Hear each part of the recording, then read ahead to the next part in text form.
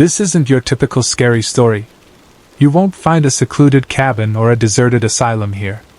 The terror I'm relating is far more personal, insidious, and honestly, boring on its surface. It's what happens when crippling student loan debt forces your hand to take a black market job, and that boredom is broken by the unimaginable discovery that you've been hired to babysit something ancient that resides in the walls. I was 22, deep into my undergraduate coursework with the financial buoyancy of a stone, when desperation led me to a high-paying, off-the-books job.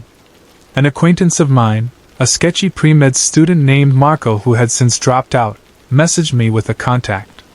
The gig, a private, overnight care shift at an isolated retirement home called Lakeside Pines. It wasn't advertised on any job boards, and the pay, an impossible-to-refuse $50 an hour, was paid entirely in cash at the start of the week. No taxes, no questions. I accepted instantly. Lakeside Pines itself was a piece of pure Victoriana that should have long ago crumbled into the marshy shores lining the deep lake it overlooked. The main floor was all faded elegance, dust-covered medical equipment, and hushed corridors. My job was simple: overnight monitoring and minor care for 3 long-term palliative residents located in the Far East Wing. The owner, a man named Mr. Bell, emphasized that the job required absolutely no medical intervention. The residents were heavily sedated and were simply transferred, clean and sleeping, into my care at 10 p.m. My primary duty was to log vitals, wipe down the common bath area, and check the heating logs until 7 a.m. The initial red flag wasn't the pay or the secrecy. It was the isolation. My first official shift was a Thursday. As I was getting my briefing, I was asked about childcare, which I didn't need.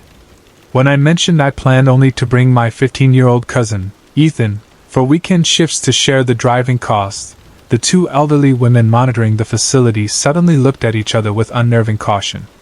"You're sure it's only him? Alone? No younger children permitted, and definitely no family members with chronic anxiety?" I nervously promised total fidelity to the rule, dismissing the odd language as typical hospital bureaucracy. That lie unraveled on Friday.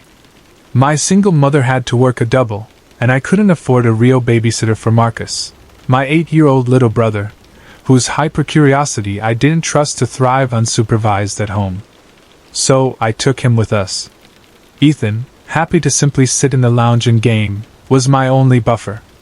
Marcus, to ensure his compliance with the stay awake and keep quiet rule, I brought his tablet and noise-canceling headphones. Lakeside Pines felt instantly oppressive, even with my 2 silent shadow companions trailing me. By the time 11 p.m. rolled around and the 3 sedated residents had been transferred to the East Wing, their small, curtain-off rooms felt more like cubicles than bedrooms, and they were, terrifyingly, completely still in their beds. The silence of the facility was massive and deafeningly unnatural. The only sound was the omnipresent, sickly hiss and drip of the aging heating/ventilation system. It made the whole environment feel like one huge, wheezing antique machine. The routine was brutal in its simplicity. Walk the length of the hall. Log the pressure gauge on the ancient water heater. Log the temps in the main pantry fridge. Check on the 3 silent residents. Sit. Repeat. The single most disturbing feature was structural: the West Office. Located at the far end of the facility in the long West Wing, a vast, dead corridor I was instructed never to use and never to clean, was a heavy door, the only one in the entire wing. The wood was a faded mahogany, ornately carved, with the name Bell Senior Legacy Room barely legible on a tarnished brass plaque. It was triple-locked and had no windows, but I was instructed never to attempt to open it. It was where the retired owners stored their decades of history, and only Mr. Bell Jr. had the master key, should a fire erupt nearby. 2 hours into the shift, after logging the unnervingly low readings of the 3 residents, they were barely breathing, a sign of their sedation. Ethan sent me a frantic text: "Marcus is outside the West Office. He said he hears a whispering man and won't move." Despite the threat of immediate dismissal, I broke the second rule of the job. I bolted down the massive corridor, heart slamming against my ribs for what my 8-year-old brother was doing. I knew Marcus, Once his fixation locked on the whispering man in the unopenable office, only a physical threat would move him. And sure enough, there he was, pressed against the cold wooden frame, utterly captivated. I grabbed my brother and dragged him back, furious. "I told you to be quiet! You want us to get arrested?" Marcus, not frightened by the risk but confused, pointed a small finger at the west office door. "The man is whispering. He is sad." I didn't indulge it. I had to restore order and establish my dominance. I told Ethan and Marcus that our car was almost out of gas, which was a lie, and that I needed a Red Bull, absolutely an emergency need after that scare. I left them in our main East Wing watch room, telling Ethan to input the simple magnetic lock code after I left. They were safe, tucked away with the sedation-induced silence of the 3 patients. I returned 9 minutes later in a panic-fueled rush, not by what I had seen, which was nothing, but by what I had only just realized I needed to check. A cold, aggressive rain had started to patter with unsettling speed against the front Victorian windows. The 2 brothers were huddled at the single, dirty window of our post, anxiously watching for my return. "Did you let anyone in?" I whisper-thundered, scrambling to find my key lanyard, a terrifying thought striking me. What if the same curious person as Marcus saw the security breach? Both shook their heads immediately. "Nobody," Ethan whispered. "We were logged out for at least 5 minutes, but nobody was out there." Then, I looked across the huge, fogged, manicured yard toward the building itself. The west office was 2 stories exactly diagonal to our watchroom, clearly visible. There was a shadow cast against the opaque, frosted glass. Not just a shadow, an impossibly massive, impossibly towering figure blotting out all the white light coming from the recessed floodlight above the 2nd story. It was perfectly, undeniably framed in the window. The form remained still, not moving, simply observing the rain, our room completely exposed to the large, unseen body. "Stay close. Do not speak," I whispered instinctively, my throat closing as a horrifying adrenaline coursed through my body. "Look, but do not stare at the West Wing figure." Ethan laughed first, just like the character in the first story did. "Dude, it's just the shadow of an old tree. Come on, it's Halloween, why? It worked." He thought this was some staged spooky environment. I shot him a killing look. My 15-year-old cousin, who always looked up to me as the steady, reliable guardian, saw the total collapse of my composure. He stopped laughing. Only Marcus, in his own bubble, seemed oblivious, humming softly to his video game. The shadow, which I was completely paralyzed by, gave no acknowledgement. It simply stood there as a silent, monolithic, vertical presence. It was far too solid, too massive, with shoulders that started and ended above the ceiling line of the normal glass it was pressed against. It stood there, static, unnervingly massive, and yet doing nothing to confirm its existence. Suddenly, a loud, sustained, dry cough erupted from the east wing, from the first residence room.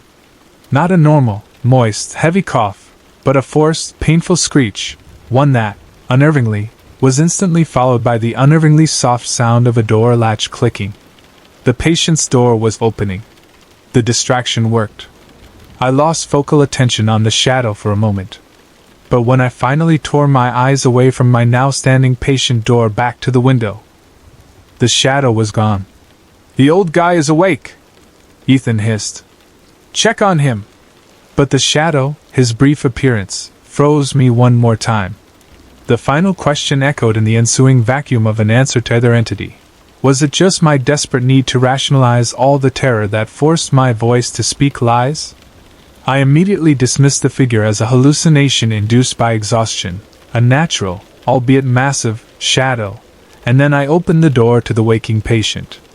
Nothing was outside, and the patient was still, utterly sedated and completely unconscious.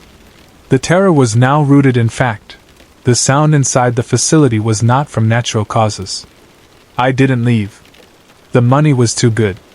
The 3 of us survived the night, the experience forging us into a silent, conspiratorial unit. The next night, I felt completely submerged in compliance. My cousin Ethan and I had developed a rigid code of silence. We didn't mention the noises, the open door, the shadow, the cash envelopes that contained enough extra, untraceable bills to pay off my semester's expenses. It was terrifying but worth the effort. I sent Ethan downstairs with a bucket to clean the kitchen floor, the last remaining uncleaned area, and to replace the industrial air filter, a job I was paid to delegate. He walked into the old kitchen area. Silence.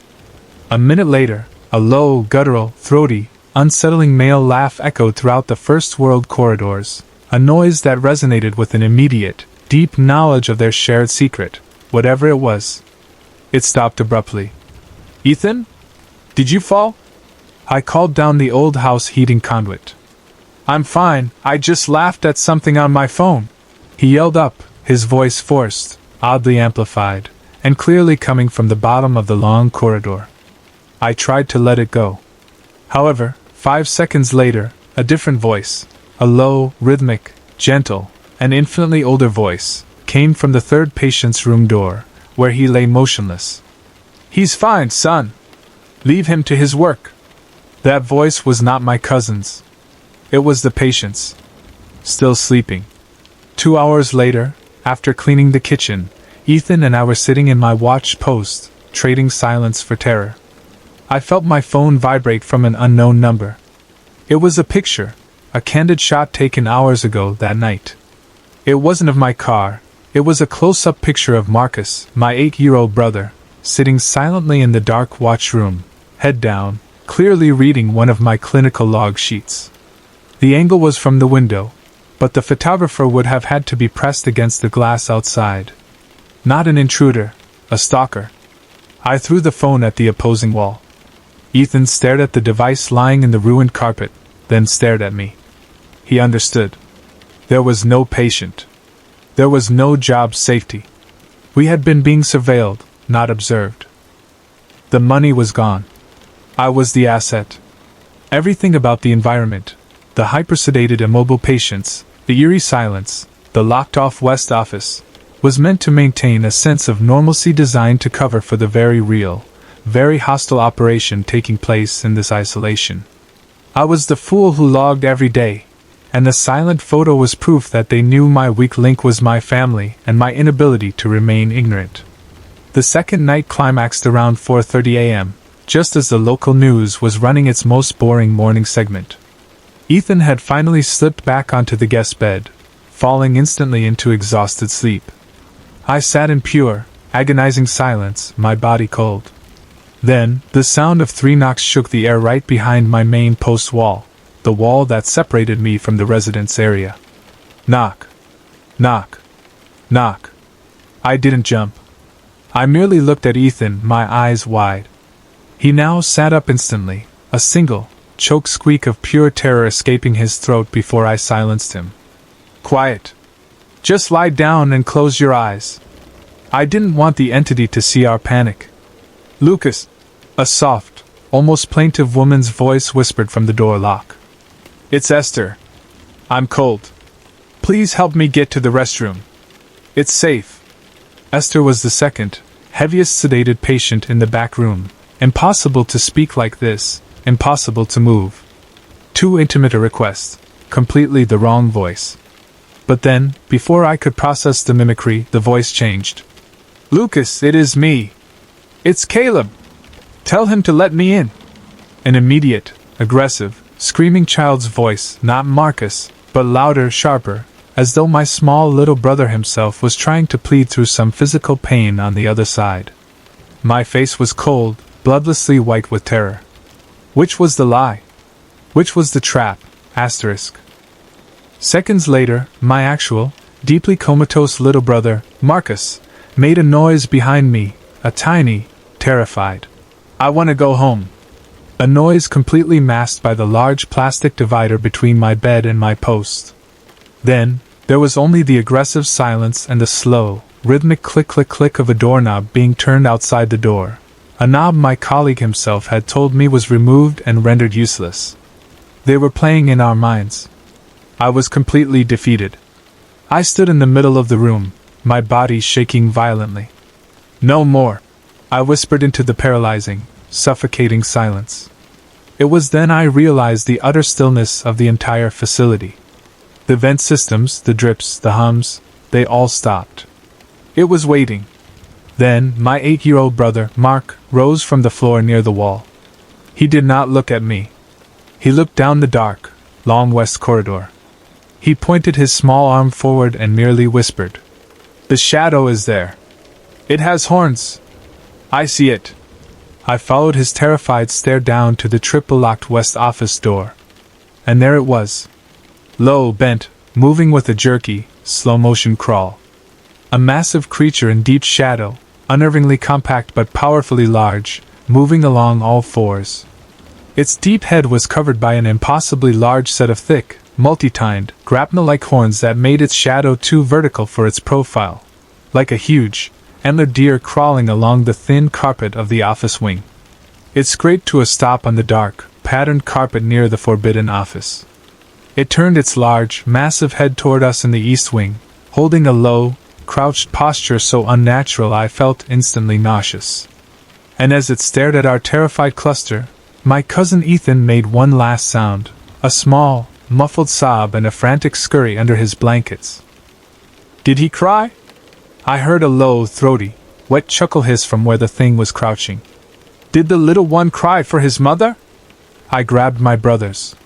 I tore us out of the room with the force of an avalanche, running down the clean, tiled corridor toward the back door fire exit. I punched the emergency exit alarms, pulling us out into the cold, dense rain right into the small side parking lot. I drove out of the facility without looking back or even logging the exit.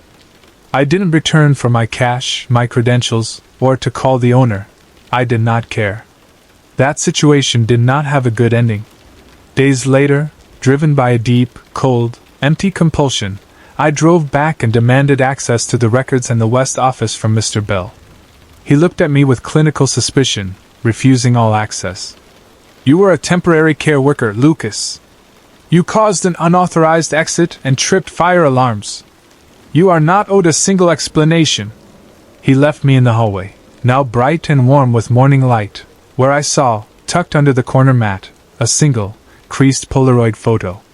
It was a close-up taken 3 hours previously, a clean, sharp shot of me, Lucas, staring into the dark corner of my watchroom post, tears absolutely streaming down my panicked, horrified face.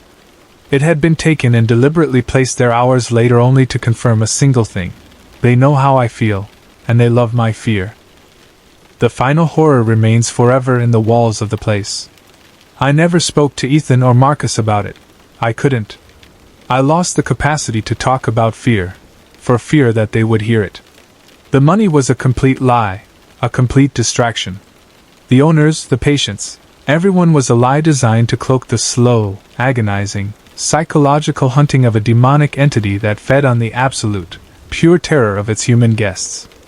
I am now 24, withdrawn, unable to show any raw emotion, silent and constantly surveying my exit routes.